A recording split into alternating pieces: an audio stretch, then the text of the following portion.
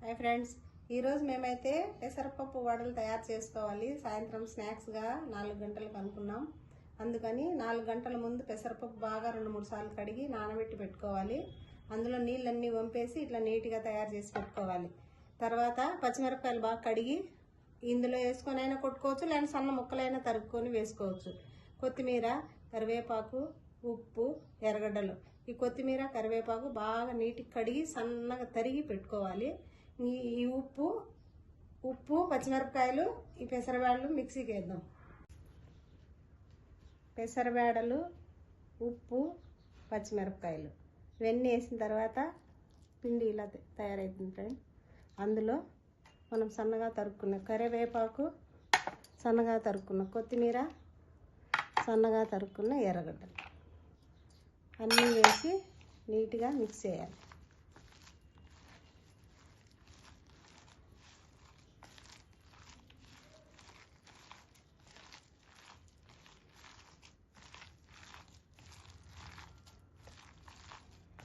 ఇవన్నీ బాగా పిండి మనం వేసిన కరివేపాకు, కొత్తిమీర, ఎర్రగడ్డలు అన్నీ ఇలా కలుపుకోవాలి. నీట్గా పిండిలో మిక్స్ అయ్యేటట్టు. ఇంకా పోయి వడలు తయారు చేసే విధానం చూపిస్తా. పిండి ఇలా తయారైంది కదా ఫ్రెండ్స్. పిండి పక్కన పెట్టుకొని స్టవ్ వెలిగించి స్టవ్ మీద పెనం పెట్టి అందులో అది వడలు మనం ఎలా అయితే వేసుకొని దాంట్లో కాలుతాయంత వరకు నూనె వేసుకోవాలి. తర్వాత కింద ఒక గిన్నె పోలించి నీట్గా ఒక కర్చీపు, నేనైతే ఒక కర్చీపు పెట్టుకునే ఫ్రెండ్స్, ఎప్పటికైనా మనకు వస్తుంది రొట్టెలకు వడలకని. ఆ గుడ్డ నీటిలో తడిపి బాగా పిండేసి దీని మీద ఇలా పెట్టుకోవాలి. ఇలా పెట్టుకున్నాక మనకి ఎంతంత అయితే వడలు కావాలో, కొంతమంది పెద్దవి చేసుకుంటారు, కొంతమంది చిన్నవి చేసుకుంటారు. నేనైతే మీడియం చేస్తున్నా. ఇలా తట్టేసి దానికి బొక్కలు పెట్టుకొని చూడండి ఇట్లా తట్టాలి. అంత పిండి ఎక్కువ పెట్టి మందంగా ఉన్నాయి కాలవు, మరి పలుసగా ఉన్నాయి తినడానికి బాగుండవు. తట్టడం కూడా నీట్గా తట్టుకోవాలి. రౌండ్గా, అంత పలుసగా లేకుండా అంత మందంగా లేకుండా.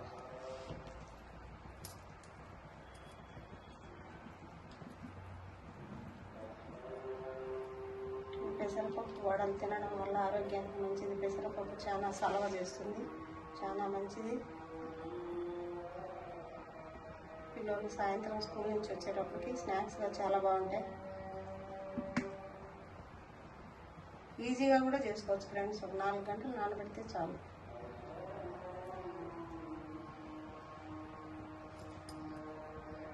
చూడండి ఇలా తయారు చేసుకోవాలి. చెప్పండి. నూనె పొయ్యి మీద పెట్టిన తర్వాత ఇట్లా పొగలు వచ్చేటప్పుడు మనకు నూనె ఆయిల్ కాగిందని అర్థమవుతుంది. లేదంటే ఇట్లా చేయి పెట్టి చూపించిన చేయి ఉంటుంది, అప్పుడు మనకు ఆయిల్ వేడైనట్టు. ఇప్పుడు తీసుకొని ఇందులో నీట్గా వేసుకోవాలి.